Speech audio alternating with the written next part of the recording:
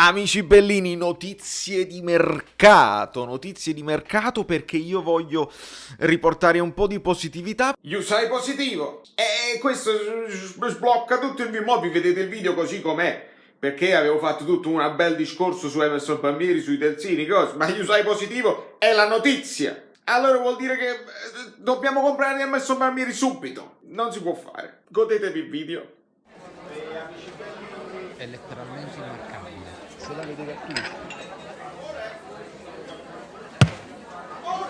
Allora amici, io perché vi consiglio di scaricare OneFootball con il link in basso in descrizione? Perché ci dà delle notizie che alcune, sai, sono solo voci eccetera eccetera, ma se poi si va nella scazzetta mi interessa moltissimo, mi interessa moltissimo questa notizia. Per esempio The Sun, Chelsea, Emerson Palmieri non più nei piani di Lampard, il Napoli pensa al prestito per gennaio. Allora, se ne è parlato tanto anche in precedenza, anche per altre squadre in realtà. Questo Emerson Palmieri, essendo uno dei pochi terzini sinistri mancini in circolazione comunque da una squadra importante, ecco che quando non è titolare nella propria squadra un sacco di voci di mercato al riguardo. Però adesso io mi sento un pochino, ma poco, dico poco, un pochino più fiducioso al riguardo, per un motivo molto semplice. Il Napoli ha un precedente, a Bakayoko, operazione di mercato fatta in prestito secco a chiusura del mercato appena concluso. Allora vuol dire che il Napoli con il Chelsea ha un buon rapporto e questa cosa potrebbe anche andare in porto. Ora ovviamente bisogna considerare che il Napoli non prenderà nessuno se non libererà prima un paio di caselle. Noi attualmente abbiamo 5 terzini in rosa e quindi è impensabile che il Napoli prenda in prestito un altro giocatore, quindi ti accolli un altro stipendio senza prima liberarti di almeno di uno dei due. Voglio dire, Di Lorenzo titolare inamovibile, Mario Rui terzino sinistro mancino, piaccia o meno, comunque non credo che vada via. Il dubbio viene su Malqui perché poco impegnato finora, poco utilizzato da Gattuso e quindi probabilmente non rientra nei piani proprio specifici. Un'altra ipotesi può essere quella di Yusai, che piace a Gattuso, bisogna dirlo, però entra in scadenza e quindi il Napoli se ne potrebbe privare almeno per fare un'operazione se qualcuno poi a gennaio arriva con un'offerta. E poi c'è la questione sempre Gulam, che come sappiamo tutti lo dicono, c'ha mezz'ora nelle gambe, più di quello non può fare, se forza oltre i 90 minuti, infiammazioni, insomma nello specifico a livello di infortunio non lo so, però è chiaro che è un giocatore su cui non puoi puntare a lungo termine. Avete lasciato il like? Lasciate il like perché adesso arriviamo alle dolenti note. Voi lasciate prima il like e state tuned, iscrivetevi al canale, cliccate sulla campanella, iscrivetevi al canale Telegram per avere tutte le notifiche, perché io sto organizzando una mini giveaway prima di quella dei 5.000. Perché è il mio compleanno, il 24 novembre è il mio compleanno, e invece di portare le paste, come si suol fare a Napoli, invece di portare le paste, un vincitore avrà qualcosa dal mio store. E adesso ci organizziamo. Voi nel frattempo cominciate a mettere i like e cominciate a iscrivervi, altrimenti è tutto inutile. Questa giveaway richiederà il canale Telegram, ma ci arriveremo. Insomma, se la questione Chelsea-Napoli può essere anche interessante, sempre l'Inghilterra c'entra per quanto riguarda Milik. Adesso stiamo arrivando nella situazione in cui Milik forse si è reso anche conto che rimanere a piedi in Italia, a Napoli, non giocare mai, può far male per la sua carriera in nazionale, perché arriva in nazionale che non è pronto, che non è allenato bene. E allora adesso si è rifatto sotto l'Inter, l'idea Fiorentina, l'idea Roma, ma ritorna adesso l'idea Inghilterra nei panni dell'Everton di Ancelotti, visto che loro hanno bisogno probabilmente di un altro attaccante. Si parlava anche di Tottenham, ma non credo proprio, per il Tottenham hanno Kane, hanno Bale, Milik andrebbe a fare la tribuna, la panchina, anche là forever and ever.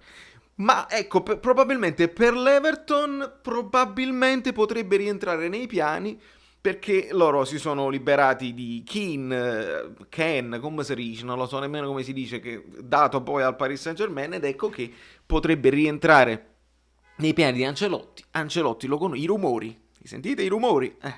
Ancelotti lo conosce, se probabilmente gli è piaciuto, ecco che potrebbe rientrare, almeno Ancelotti tra tutti i guai che ha fatto può fare sentite? Potrebbe fare delle cose buone, almeno levandoci questo, perché anche se il Napoli risolve la situazione Terzini, io credo che non si possano tenere troppi giocatori a stipendio che poi non ti permettono di fare altre operazioni. Il Napoli, tra Napoli e poche altre squadre, io devo capire questa storia della Lazio. Pare che Napoli e Lazio sono le uniche che pagano veramente gli stipendi tutti gli anni. Il buon Luis Alberto si lamenta, ma dobbiamo capire. Per quanto riguarda noi, io so che De Laurentiis è preciso, almeno sotto questo punto di vista, a livello di stipendi è sempre stato precisissimo. E quindi dobbiamo capire. È interessante l'idea di sbolognare Milik in Inghilterra, così non te lo ritrovi anche a dare dei punti, perché ragazzi, Milik ha finito col Napoli, è chiaro, non lo vogliamo, ma il valore del giocatore, se si mentalizza e se si impegna come si impegnava all'inizio,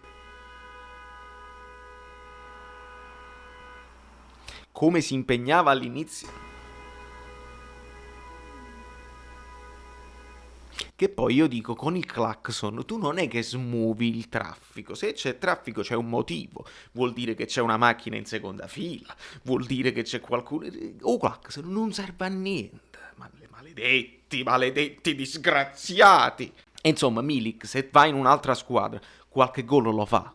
Levatevelo dalla mente che va in un'altra squadra ed è un fallimento totale.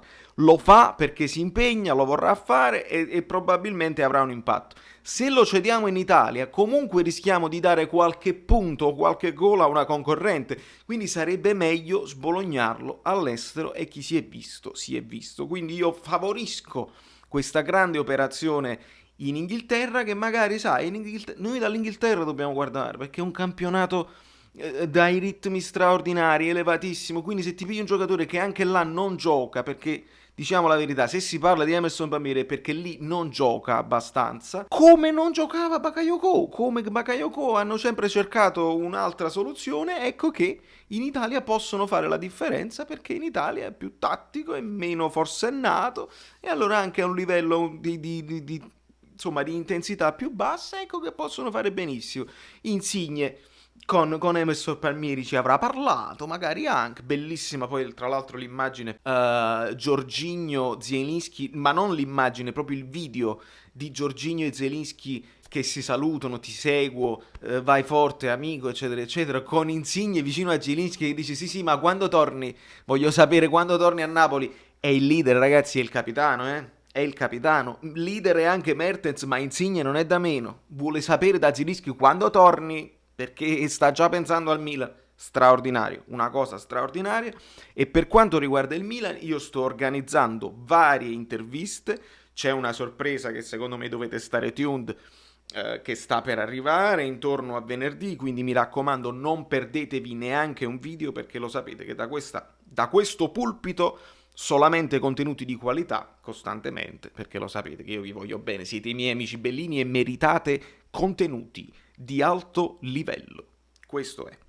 Le dolenti note che dobbiamo purtroppo però accennare sono per quanto riguarda le condizioni di Osimhen. Ascoltavo la radio ufficiale, si parlava di un infortunio che, grave o meno, il problema è se ci troviamo di fronte a una recidività dell'infortunio alla spalla. Perché?